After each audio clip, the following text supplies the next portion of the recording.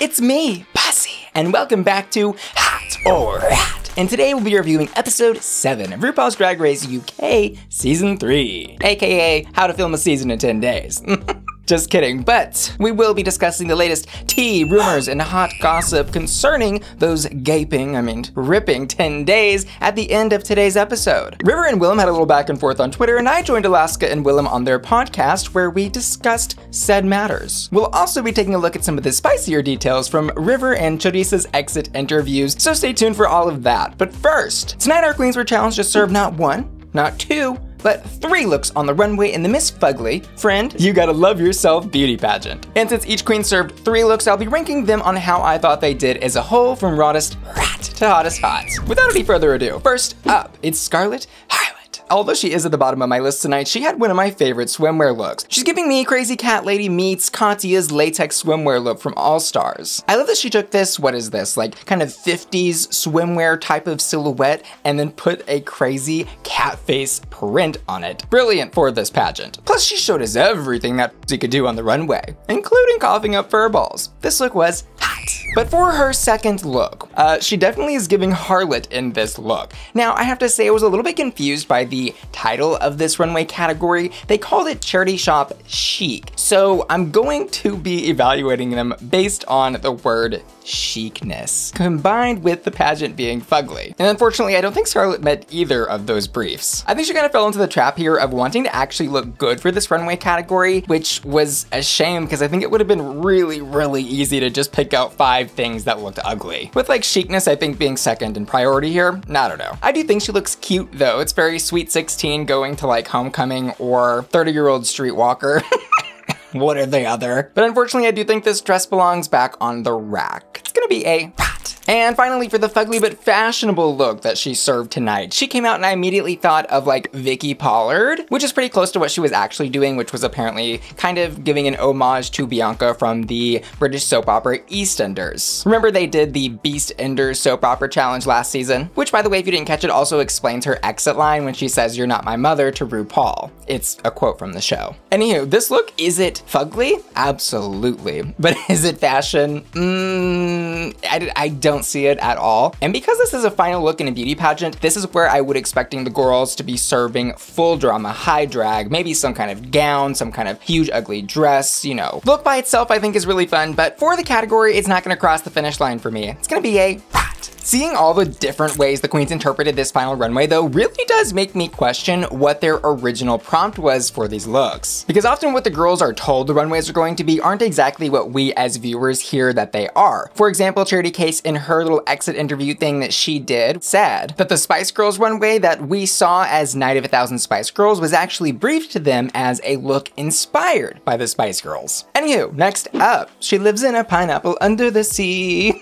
Did anyone else get SpongeBob's Pineapple House from her fugly swimwear look? Because that is all I could think about. Her swimsuit is made out of this like diamond yellow quilted, what looks like sleeping bag material, which maybe by itself could have been okay had it been a little more stylized, like for example, with cutouts at the waist to give her a little more like silhouette. And this look does, I think, present a certain conundrum because is it fugly? Yes. But I think the real challenge here was to present looks that were ugly in their own right, yet made sense for the drag character on the stage. I suppose the one benefit to this look though is that were she doing death drops and stuff, she would be fully padded and protected. But for the runway, I'm not living for it. It's gonna be a rat. And for her Charity Shop Chic look, I have one question. Miss Vanity, is the bussy still running? Because beep beep and that bus driver wig, bitch. Iconic in its own right, I suppose. You know, I think she overall did a decent job here. They had 60 minutes to pick out what was essentially leftovers and bins to style a look for this runway. And of the looks that are presented tonight, hers was more chic than others, like let's say Scarlett's and Crystal's, which we'll see here in just a minute. So I do want to absolutely give her credit for looking presentable in this category. However, I will say I was a little disappointed that she went for that same orange colored dress that we have already seen so many times on her. I would like to see a little bit of variety here. Sue me. All things considered, I'm gonna leave this look at a warming up.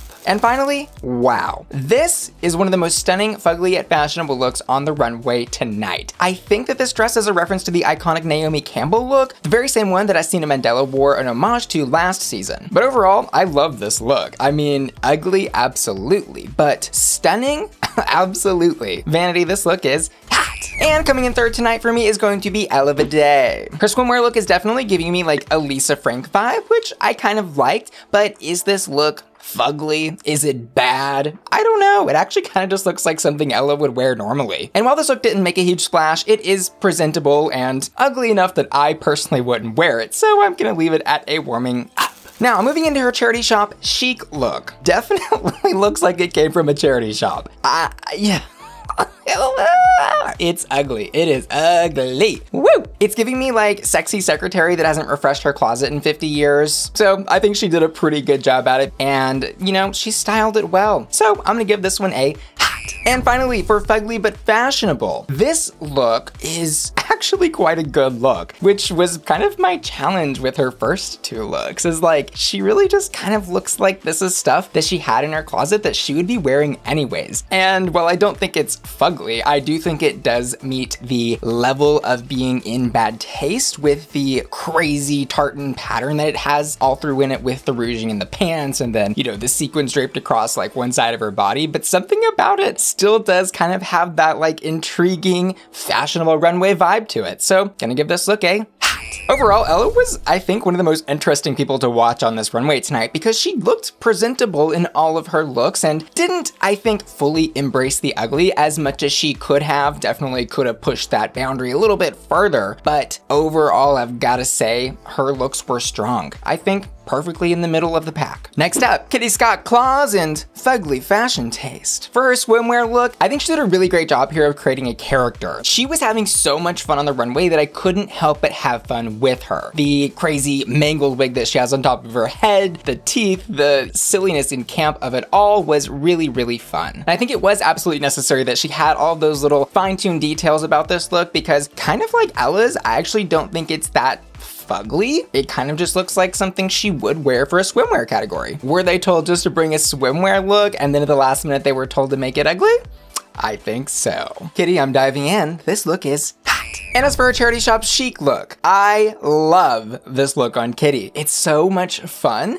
It's terrible, but so much fun. And like Ella, she really understood the assignment here. She styled this so well, created a character, and I understood exactly who this woman was. This look is hot.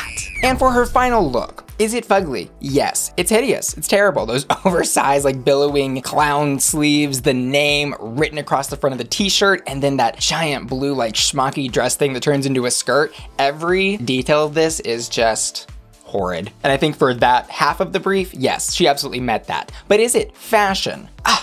Not so sure. To her credit though, Alan Carr did bring up that this look was reminiscent of some of the latest Gucci runways. And yeah, I can kind of see that with the oversized baggy silhouette that she has going on. Plus, it is trendy to have words kind of blatantly written across a look. Who was it, I think? Let me look at my notes here. Victor and Rolf from 2019 doing that on those like tulle dresses. However, the look I think ultimately lacks a certain pizzazz and edge that would have actually brought it to a fashionable place. It just feels a little more kitschy than haute couture. So I'm gonna leave this look at a warming up, since it definitely met half the brief and hey, she served it the house down boots on the runway. And to that last point, what really made Kitty shine tonight was her personality more than anything else. She could have been wearing trash bags for some of those runways and she probably still would have been this high in my list because she had fun, thus I had fun. Thank you, Kitty. Next up, Crystal Versace. And her swimwear look, she's hit rock bottom. She's giving me Great Barrier Reef apocalyptic couture, honey. I love this look. It's ugly, it's gross, and I was so impressed to see Crystal come out in something like this because she has been, I think, a little too trapped in serving I'm so pretty, I'm so beautiful, and here she stepped outside of her box. She's versatile as hell. I think she absolutely killed the swimwear category. This look is hot.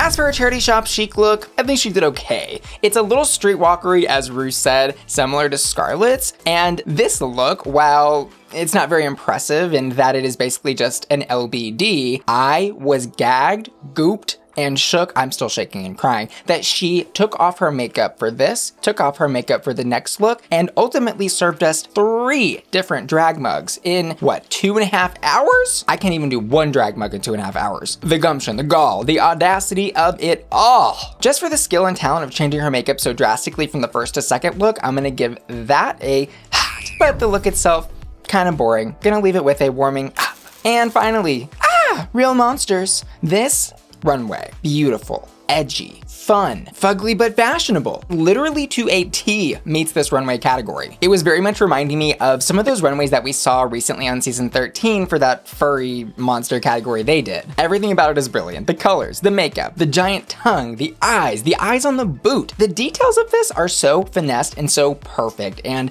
again, gooped and gagged that she transformed herself so drastically for these 3 different looks. And I couldn't for the life of me understand why not one other girl tonight said that Crystal's look was their favorite look. Could just be me though. Let me know what y'all are thinking down in the comments below. Obviously, I think this look is hot. Now, as for my hottest hots, let's run through those real quickly before we get into the tea and the drama of it all. My hottest hot for swimwear, Crystal. Charity shop, Kitty Scott Claus. And fashionable but fugly, Crystal. I also asked my patrons to vote on their hottest hots over on patreon.com/BussieQueen, and they respectively voted for Crystal, Ella Vidae, and Crystal. Overall, I have to say I really enjoyed this episode because they took the idea of a ball and then added a little bit of freshness to it with the crazy timers, and it really made me feel, while I was watching the episode, like I was right there, kind of panicked with the girls not knowing what the hell was going to come next. And while I would have given the win tonight to Crystal overall, I think the judges made a good call in giving Kitty a much deserved badge in this competition because she has been shining so much, like in Snatch Game, and it was nice to see her get rewarded. And my least 2 favorite, Vanity and Scarlet, were also the judges' bottom 2 tonight, and I did react to their lip sync over on my Patreon, patreon.com/BussieQueen. That's my members only website, where my patron family gets exclusive member benefits like early access to my YouTube videos, access to exclusive videos, and access to the Bussie Queen Discord server. Click the link in the description of this video to join today. See you there. And ultimately, I think Rue made the right call tonight. Vanity absolutely slayed that lip sync, and Scarlet deservedly sashayed away. Now let's move into the moment you've all been waiting for. River Medway versus Willam.